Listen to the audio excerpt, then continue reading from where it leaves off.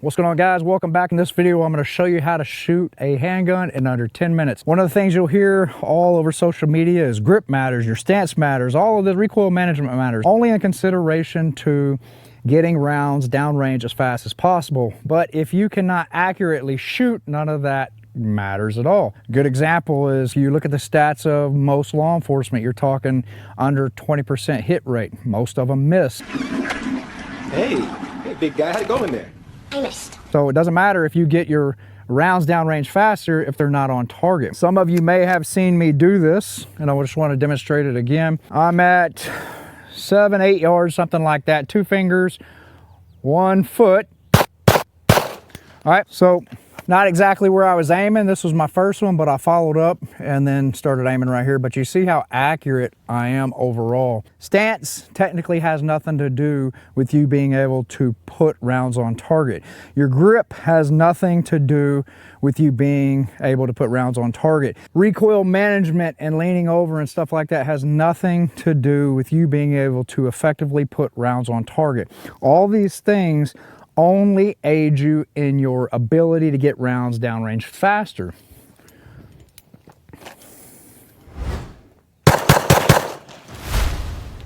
All right, so 4 rounds, however fast it was, I'm looking over my sights. All right, combative shooting, not even in my sights, I could care less. What really matters and what doesn't, okay?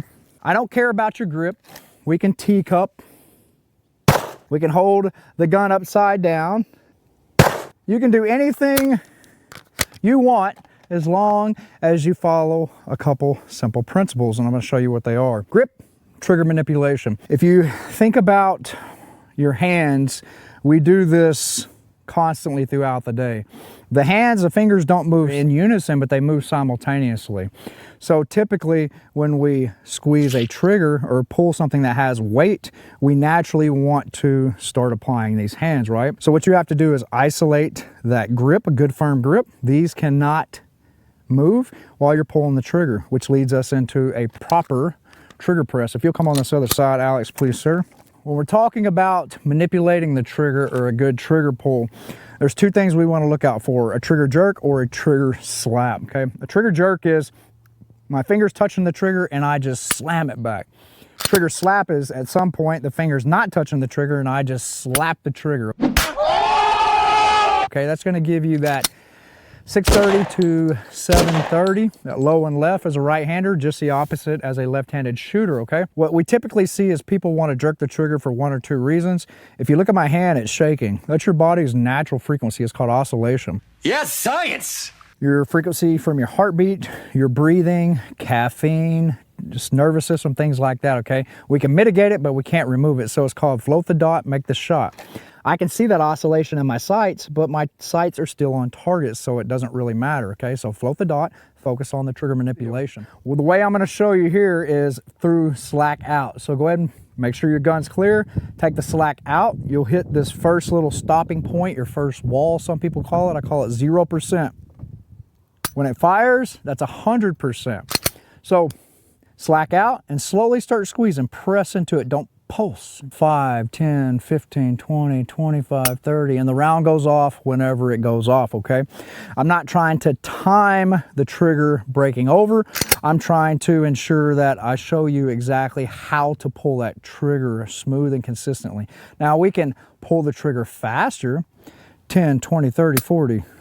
For this particular gun, it's a 19X. It's got a very forgiving trigger. It's made for special forces. They did a really good job on that trigger. But if you fire from that 0% or that wall and you start pressing into it, you shouldn't see a lot of deviation.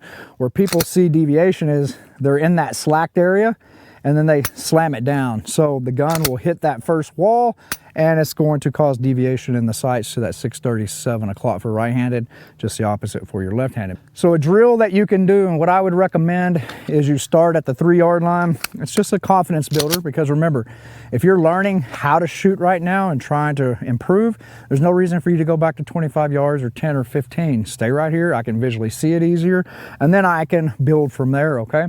So I'm gonna aim. We'll aim at the A up here at the head, see what we got. So I'm gonna get into a decent stance, but I already showed you it doesn't really matter, okay? Helps with a little bit of stability, but it's not going to determine if I hit that target or not.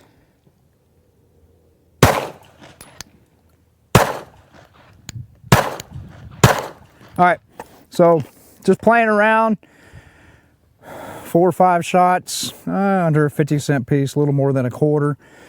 I'm not worried about stance. I'm not worried about posture. I'm not worried about grip. The only thing I'm worried about is isolating the grip, trigger pull, keeping the sights on target, and that's it. The most important thing I can tell you is go slow. It's not about how many rounds you shoot, it's how you apply the rounds that you have. You can get more training in with 10 to 20 rounds than 200 or 300 rounds if you apply these simple principles in practice and don't get frustrated. One of the things that I saw in the short video that I made, does grip matter? People were like, oh my gosh, you have a red dot, take the red dot off. And I would love to see how far the target was. It was about 15 yards and it was probably about this big. So what we have here is a RTS tactical shield that we're going to clear all that up for you real quick. We're gonna go back here to about 20, 25 yards. It's definitely at least 20 yards and see if we can pull it off. Who knows? You may prove me wrong.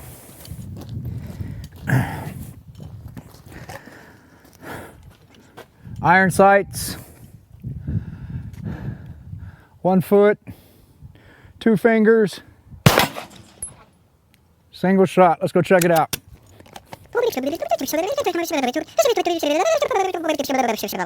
That's pretty good. Frag.